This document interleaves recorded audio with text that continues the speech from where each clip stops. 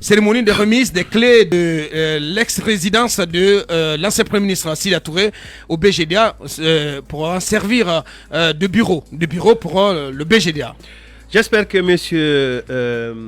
Bildessa, Alpha Souma, entonnera le premier morceau dans cette résidence-là pour proclamer haut et fort que c'est désormais le siège du BGDA, Bureau guinéen des droits d'auteur, donc le siège des artistes, et cela pourrait donner une leçon notamment aux philosophes que nous sommes pour réfléchir un peu quant aux tournures que prend souvent le pouvoir. Ceci dit, je pense que ça a été assez réfléchi de la part de la junte, parce qu'avant c'était un siège si vous voulez, d'un groupe, d'un orchestre. D'un orchestre, l'Orea Band. Donc, vouloir retransformer ça comme étant le siège des... Je n'oublie pas toutes les péripéties derrière, le conflit judiciaire qu'il y a derrière. J'essaie juste de regarder les éléments actuels. Donc, vouloir transformer là-bas en MBGDA, je pense que c'est suffisamment réfléchi, en tout cas pour ma part. Mais attendons que justice soit faite pour la victime qui est M. Sidi Touré. Bien, allez-y, cabinet. Mais je pense que en érigeant l'ancien domicile de Sidi Touré en bureau du BGDA, c'est à ma foi la suite exacte de ce qui en a été fait du domicile de Cellou Dalein Diallo, érigé aussi en une école. Et au moins, du côté de la minière, on n'a pas démoli le bâtiment. Exactement, c'est ce qui change effectivement. On n'a pas démoli le bâtiment, il reste donc celui qui va servir désormais au siège du BGDA. Est-ce que pour autant cela va effacer complètement le fait que ce soit un domicile conflictuel donc entre le sieur Sidi Touré et l'État guinéen à travers donc le patrimoine bâti public, ce qui ne change pas effectivement. Je pense que il y a que la junte a sûrement appris de son erreur d'avoir démoli carrément le domicile de Cellou, même si bon, c'est quand même pas ça là n'a pas été construit en amont pour servir d'école. Bon, celui de Sidia reste en attendant justement que très rapidement que justice soit rendue. Et je pense que le fait peut-être d'avoir gardé tel est peut-être lié de mon point de vue au fait que l'affaire est pendant devant la justice et que cela pourrait peut-être probablement revenir à Sidia du moment où il avait été fortement critiqué. Alors, je m'empresserai de vous poser la question pourquoi on n'a pas agi de la sorte concernant le domicile réclamé, revendiqué par l'autre ancien Premier ministre, et là c'est le Dalein. Oui, mais je disais tantôt donc. On ne l'a pas laissé en l'état. Effectivement, je pense qu'ils ont appris de leur erreur puisque cela a été fortement critiqué aussi bien par les praticiens du droit que les médias. Et puis, on peut aussi comprendre que naturellement, le domicile de Cellou n'était pas construit à l'époque pour servir d'école et que si ils veulent faire une école, il y avait peut-être une raison de pouvoir en construire un nouvel établissement dédié à ça. Mais je pense qu'ils ont juste appris. On espère qu'ils ont appris de leur erreur.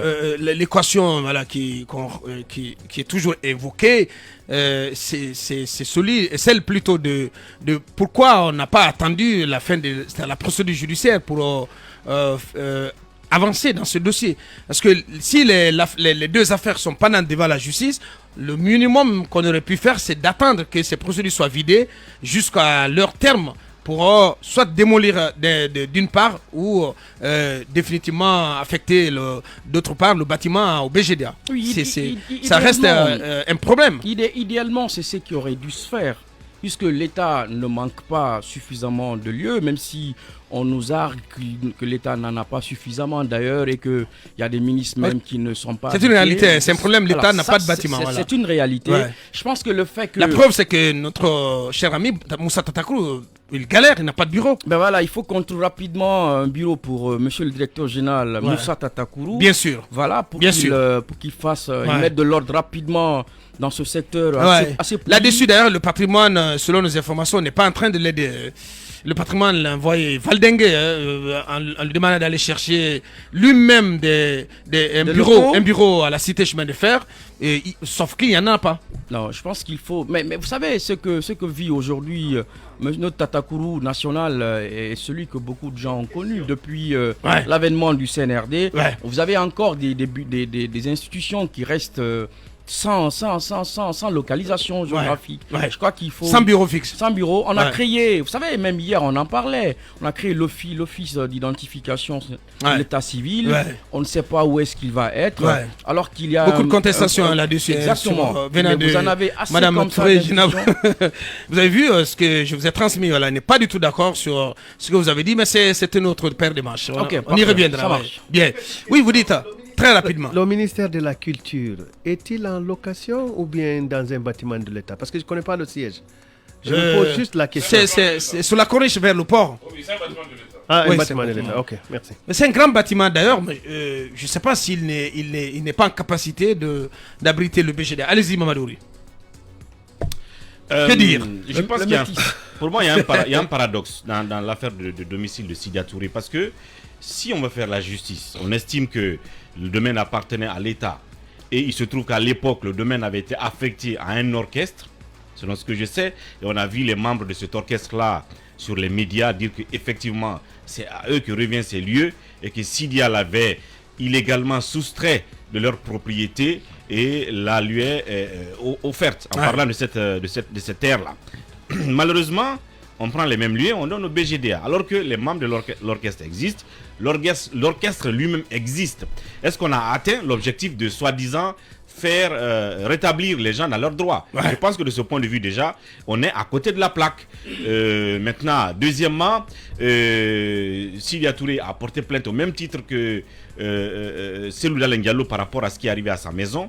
Je pense que si on voudrait être un peu légaliste, en tirant les leçons de l'erreur qui aura pu être commise par rapport au cas Selou, c'était justement de laisser que la procédure prenne fin et que la justice donne définitivement raison au gouvernement, donc à l'État, et puis on pourrait affecter les lieux à quelqu'un. Toujours est-il que la justice peut prendre le temps qu'elle peut prendre. Si un jour elle est du côté de Sidya, j'imagine que la maison lui sera restituée. Mais d'emblée, je pense que on n'a pas fait ce qu'on a promis.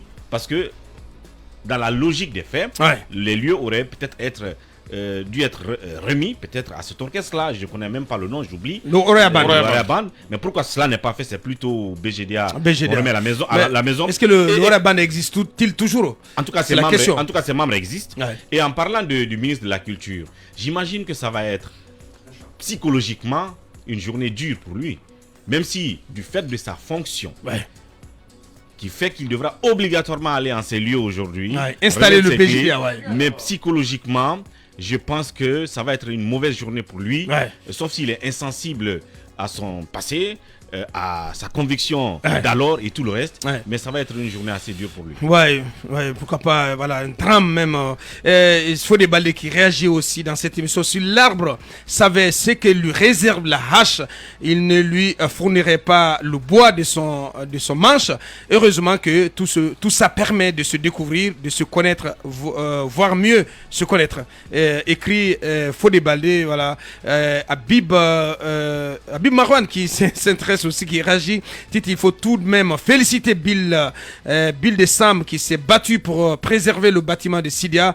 Tôt ou tard, il pourra le récupérer, alors qu'un autre ministre a supervisé à distance la casse de la maison de Selou Dalein, qui n'a plus d'espoir de la reprendre parce qu'on voulait casser un mystère. Écrit Habib Marwan. Et puis Moussa Daraba aussi qui nous écrit, espérons qu'il ne soit pas exclu lui aussi. Peut-être qu'il s'intéresse, il parle de Bill de Sam. Allez-y, Talibi. Oui, Aboubacar, moi je pense que, comme Marouane l'a dit... On imagine le drame que peut vivre aujourd'hui l'ancien PM Sidya Touré. Oui, bien sûr qui est absent du pays. Mais Aboubacar, moi je pense que je préfère que ces bureaux, en tout cas cette résidence de Sidya, soit préservée telle qu'on est en train de le faire. Parce que demain, si la justice venait à trancher, bien évidemment, le BGDA s'en ira planter ses choux ailleurs, trouvera un autre siège. Ouais. Pourquoi n'a-t-on pas fait la même chose de la résidence de Cellou Dalein? Pourquoi Aboubacar? Ouais. Cette résidence, on nous rapporte que plusieurs hauts cadres de l'ancien régime, dont ça c'est à vérifier, on parle notamment d'anciens ministres, de grandes figures de la lutte pour l'indépendance de ce pays, qui ont été ministres sous le régime Sékou Touré et qui ont occupé cette résidence. Alors, moi je pense que cette résidence aurait pu être préservée, restaurée, pour qu'elle serve en attendant que la justice en décide définitivement, pour qu'elle fasse partie des patrimoines, disons, historiques, susceptibles d'être, en tout cas, visités par ceux qui voudraient savoir où est-ce que tel ministre, tel éminent ministre, tel autre éminent ministre a pu résider. Ça aurait servi à cela. Donc, est-ce que c'est la leçon de la désapprobation de la casse de la résidence de Cellou qui a amené le CNRD à préserver celle de Sidia? S'il en est ainsi, c'est tant mieux. Mais toujours est-il que, moi j'ai entendu, on a rapporté des propos ici du directeur du patrimoine bâti qui a inscrit l'opération de casse à l'époque, donc quand la résidence de Cellou a été cassée, dans le cadre d'une opération qui vise à débarrasser Conakry des logements inappropriés, ou en tout cas des logements en tout cas inappropriés. Et finalement, on rase cette résidence. Donc, il n'y a plus rien pour certains à aller attendre que la justice se prononce, parce que non seulement Cellou est délogé, la résidence est cassée, mais une école va y être construite. Ouais. Donc, ça veut dire que pratiquement la page de cette résidence, elle est tournée, définitivement tournée. Ouais. Dieu merci qu'on préserve la résidence. Sur un plan physique. Voilà, donc qu'on préserve la résidence de Sidia.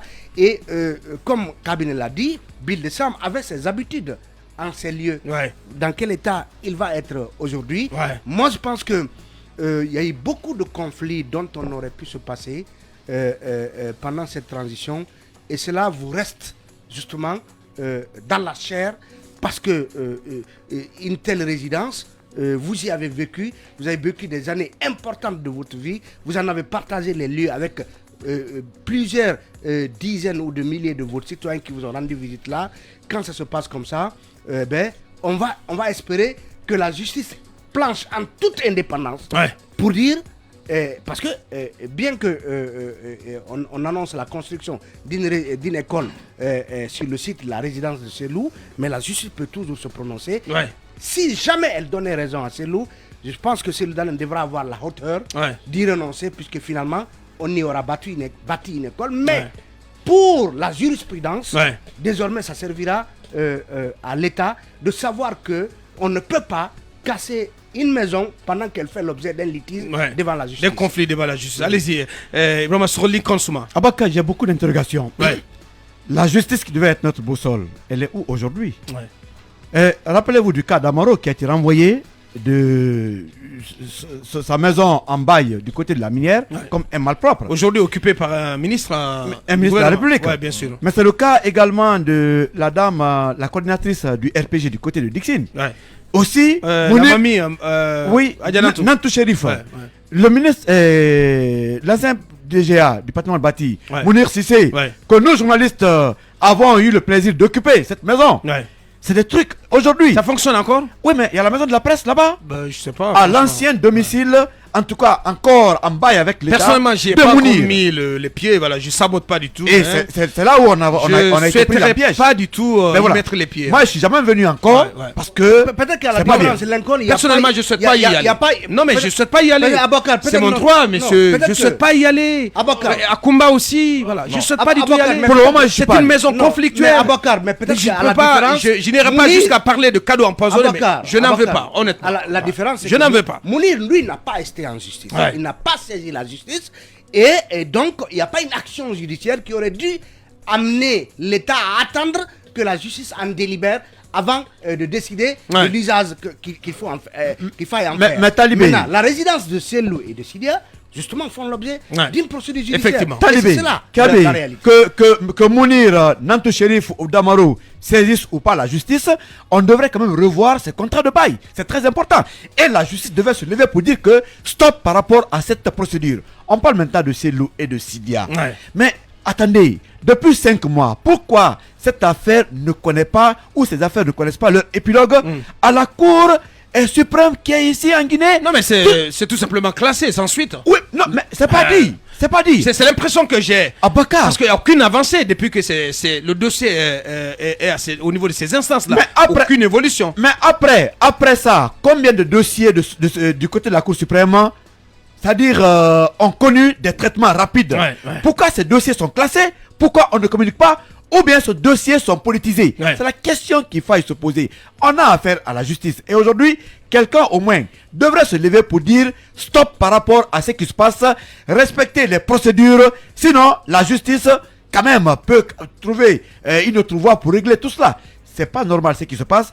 On est pour la récupération des domaines de l'État, mais on est aussi pour la justice qui doit se bouger. Sans quoi, ben voilà, je sais pas dans quelle planète nous sommes en train de vivre aujourd'hui. Finalement, à quoi a servi cette campagne de récupération des biens de l'État, des biens immobiliers, même non bâtis? Non, mais elle a servi à quelque chose pour... La contre-attaque du Front National pour la défense de la Constitution FNDC ne s'est pas fait attendre après l'inculpation de ses leaders suite aux manifestations des 28 et 29 juillet à Conakry. Le mouvement citoyen fer de lance de la lutte pour le retour à l'ordre constitutionnel a adressé ce lundi 1er août 2022 un signalement à la Cour pénale internationale CPI. Dans cette note de 8 pages, le FNDC a joint en annexe une liste de personnalités civiles et militaires qu'il considère comme étant les cerveaux de la répression des manifestations et de la violation des droits humains en Guinée.